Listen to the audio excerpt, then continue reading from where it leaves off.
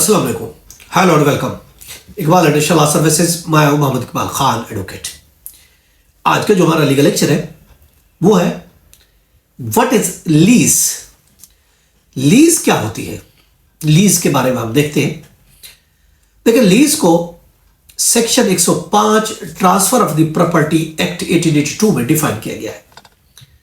उसके मुताबिक हम देखते हैं कि जो ट्रांसफर ऑफ प्रॉपर्टी एक्ट में सेक्शन 105 में लीज के बारे में क्या कहा गया है।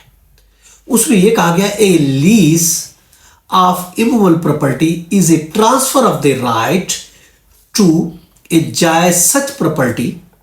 यानी ये एक ऐसा राइट होता है जो एक गैर मनकुला प्रॉपर्टी का ट्रांसफर करने का एक ऐसा राइट होता है कि वो इस प्रॉपर्टी को एंजॉय करने का जब ट्रांसफर कर देते हैं वो right made for certain time, जो कि मखसूस वक्त के लिए एक्सप्रेस और इंप्लाइड, जो एक्सप्रेस हो या इंप्लाइड हो वो राइट आर इन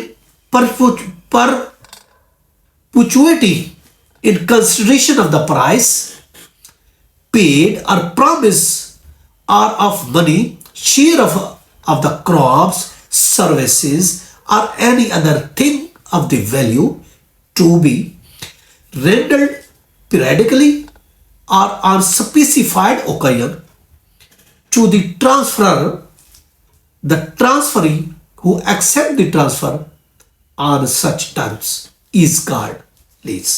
ये लीज को डिफाइन किया गया अगर हम देखते हैं ट्रांसफर ऑफ प्रॉपर्टी एक्ट में। अब अंडर सेक्शन अगर आप देखते हैं 117 ट्रांसफर ऑफ प्रॉपर्टी एक्ट के तहत जरी जमीन पर भी 105 सेक्शन लागू नहीं होता, ये याद रखें। जरी जमीन पर ये लीज का सेक्शन 105 लागू नहीं होता। अब अगर इसमें हम देखते हैं कि इसमें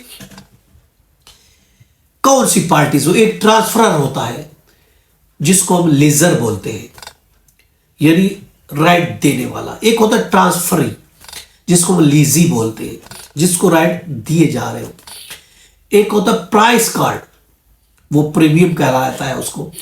और इसमें बहुत सी सर्विसेज होती है, वो ट्रांसफर होती है जिसमें एक रेंट भी है, मनी सर्विस भी है। मनी सर्विस वही होती है जो रेंट के इवज जो दी जाती है। अब इसमें एसेंशियल्स जरूरी कौन सी चीजें होती हैं, पार्टीज होती है एसेंशियल, उसमें पार्टीज होनी चाहिए इस लीज में। और इसके अलावा इमूवेबल प्रॉपर्टी होनी चाहिए। इसके लिए डिवाइस और पार्शियल ट्रांसफर होना चाहिए, उसकी ट्रांसफर होनी चाहिए। उसमें एक पीरियड होना चाहिए कि मखसूस मुद्दत के लिए उस राइट को ट्रांसफर किया जाता है। और उसमें कंसीडरेशन होनी चाहिए या फिर रेंट होना चाहिए।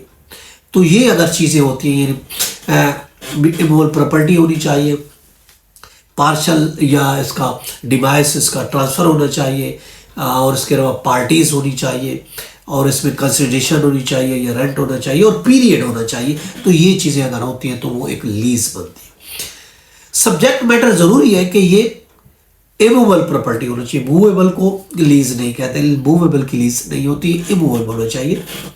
ना सिर्फ लैंड बिल्डिंग बल्कि इससे जितने मफाद वाबस्ता होते हैं, बेनिफिट्स होती हैं जो उस ज़मीन से हासिल होते हैं।